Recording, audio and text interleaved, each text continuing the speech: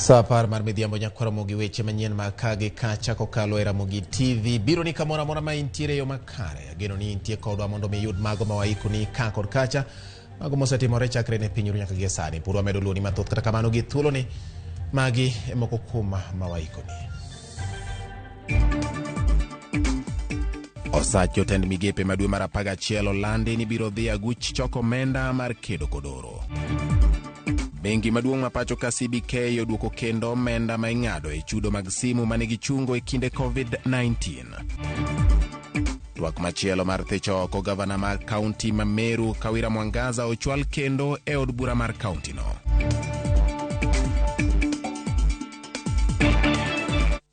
Inyalo tudri kodwa namba 36000 namba maro marote machok Facebook bende wantiere achiel kachiel YouTube kachiel Twitter handle marwa en @RAMOGI TV KE kata bende nyalo luwo mara achiel kachiel @GeorgeBati_. Nyinga en George Bati. Jatend piny Kenya William Ruto owalo ji 21 kaka joyal buche e doho mamalo ma pacho ka. Kokalo e ote ma ogo chapa e oboke moyiedhi mar piny owacho, jatend piny oyango ni welo makamano tenore kod kidieny 166 kare mokwongo B mar pend chike mathurka. Joyal buche go ting'o Patricia Njeri Gishohi, Josephine Mungare, Patricia Nyaundi, Diana Kaveza, Sophie Chebet Chirchir, Gire Nixon Wanyama Sifuna, Mwanaisha Saida Sharif, Heston Bogo Nyaga, John Chigiti, Peter Mutua Mulwa, Lawrence Mugambi Muthiga, Gregory Mutai koda John Robert Anuro Wananda. Mamoko gina Samuel Mukira Mohochi, Olel Francis Sarayola Uchingodhiambo, Freda Mugambi Githiru, Dennis Kizito Ngono Magare, Florence Wangari Masharia, Teresa Achieng Odera koda Al-Nashir Visram.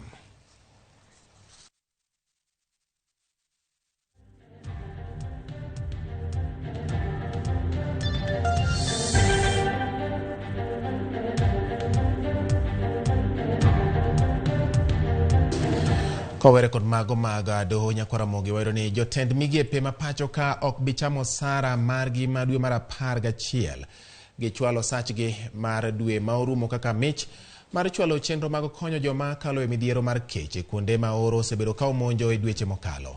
Ma oyangi oboke ma bende gindiko ne jagoro mar komiti matayo chenro mag kedo gi oro Murimi Muragi. Oboke no yango ni komiti no oseyudo omenda manyalo romo $17.3 moa kuom jotend migepe. Jotend migepe okawo okang' makamano kata ne gikawo okang' makamano tarik 29 dwe mokalo bang' kane olergi negi chal mar kech counties mathoth mathurka. E kinde ni piny owacho medo chwalo kony ne joma kech kayo ka igeto $10 bilion ne chenro mar kedo kod kech nyaka chop Januar mar higa manyien.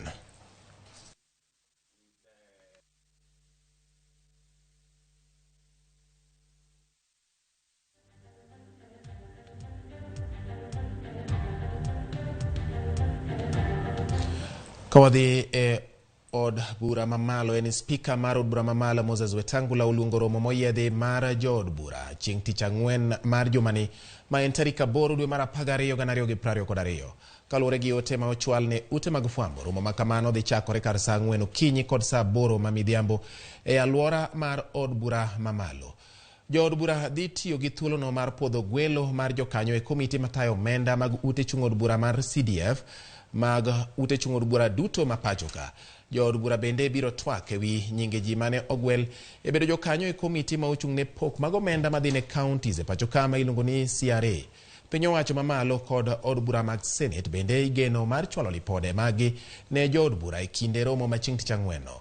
Kwayo mar luongo romo makamano ne jood bura ochwal kod jatend kweth mathoth e od bura mamalo Kimani Chungwa bang' jood bura dhi e yweyo mar dweche 2 e kor juma mokalo.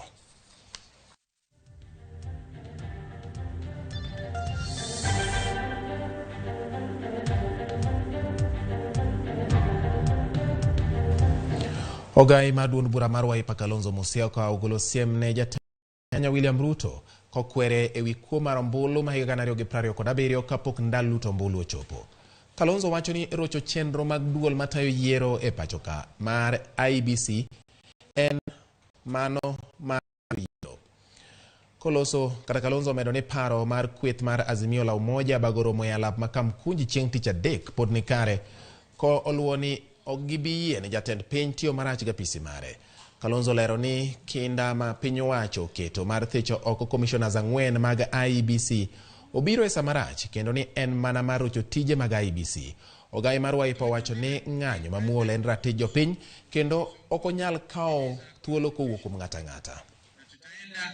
Kamkunji on Wednesday, and we mean well for this country. We basically are saying, please do not pre-rig 2027 elections. Sin, and this is basic. Yiero maduong' ma higani ne obagi e yor kwe kama nyiso ni oganda mapacho ka osego okang' mar rieya e weche mag siasa. Ma en kaluwore kod lipot mar duol ma ochung' ne riwo wi oganda jo Kenya Thurka NCIC e wi kwe kinde mag yiero mokalo. Jakom mar NCIC Dr. Samuel Kobia wacho ni duolno kod riwruoge mamoko ne otiyo matek mar neno ni kwe obedo e kinde yiero ma dwe mar aboro.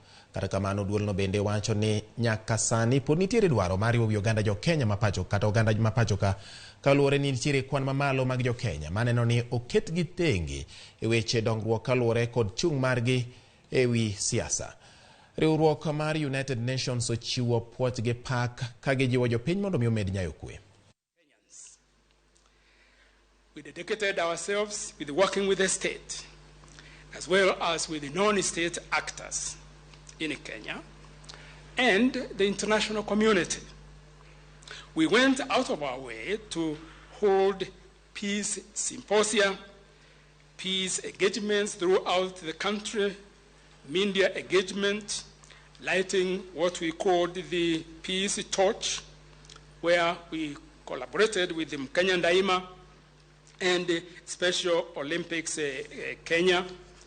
And we launched a documentary on hate speech. And this is just to mention but some of the highlights. In the last election, not this one, but the one before, in 2017, many recommendations were made and only very few were implemented. If they had been implemented, the 22 elections would have gone even better. Kowere kod mago motende kod weche mag kwe kod yiero ma okalo wadonje weche mag somo. Jokanyo e sekta mag somo mapacho ka orwako pa jatend piny Kenya mar keto jopuonjre mag sikunde sekondar madundo motis kaka junior sekondar mondo mi dhi nyime kod somo mag sikunde mag primary. E kinde romo jopuonj ma Thurka ma koro nyono odiechienge mar ariyo. Jagoro mongirore migawo mar somo Belio Kipsang oyango ni chenro mar somo e rang'iny mar junior sekondar biro chako ayanga dwe manyien ka dwaro nitiere mondo jopuonj kod jopuonjre oikre mar chako somogo. Bende owacho ni sikunde mayudore machiegni nyalo biro tiyo kanyakla gi kuonde mag somo machiegni midendo ni labs ka piny owacho chano jiwo chenro mag somo kod gedo mag klese. I said during the World Children's Day, access to internet in schools is a necessity in our effort to impart digital literacy to our children and prepare them for workplace and future workplace. Therefore, we urge our schools and partners to find ways of collaboration to provide opportunities to our children and young people to make them globally competitive. The use of information technology remains a strong enabler in strengthening the reach to our education system. Ladies and gentlemen, for effective delivery of curriculum, we need to have professionally trained, motivated, and well-supported teachers. I said during the World Children's Day. Yakora mogi wamedo dhi nyime gi weche manyien kama wawere kod mago motende gi weche mag somo koda okenge ma migawo mar somo dwani mondo keti eneno ni lai mar CBC odhi kare odonjane e gwenge ma Meru kocha. Paro machielo mar thicho oko gavana mar kaunti ma Meru Kawira Mwangaza opedhi e od bura mar kaunti no odiechieng' ma kawuono. MCA ma Abogeta West Dennis Kiogora nochwalo burano. Juma mokalo doho nowito oko paro mane ochwal mar thicho oko Kawira kaka gavana mar kaunti ma Meru. Romo kata e paro manyien mowuok seyo nitie ma obiu kuom Kawira Mwangaza kuom tiyo marach gapisi mare kendo ndiko jaode kachiel kod wedene tich e tok chik. And those in the implementation, this is the behavior or the tendencies that you are going to get. The Assembly therefore resolves to impeach the Governor under Article 181 of the Constitution, Section 33 of the County Governments Act, and Standing Order number 65 of the Standing Orders of the Assembly on the following grounds. Number 1, nepotism, illegal appointments, unlawful dismissals, and usurpation of the Constitution and statutory functions of county organs. Appointment of husband to county offices. On or around the 30th September 2022, the Governor engaged in 1, gross misconduct, 2, grossly violated Articles 10, 232, 235, and 236 of the Constitution, grossly violated Section 17 of the Public Officer Ethics Act, grossly violated Sections 55, 59, 59A, 60, 62, 63, 64, and 65 and of the County Governments Act, grossly violated Section 6 and 11 of the Meru County Youth Service Act 2018, and grossly violated Section 4 of the Public Appointments County Assembly's Approval Act of 2017 by appointing a husband to the non-existent position of the patron of the Meru Youth Service before conducting a transparent and competitive recruitment process.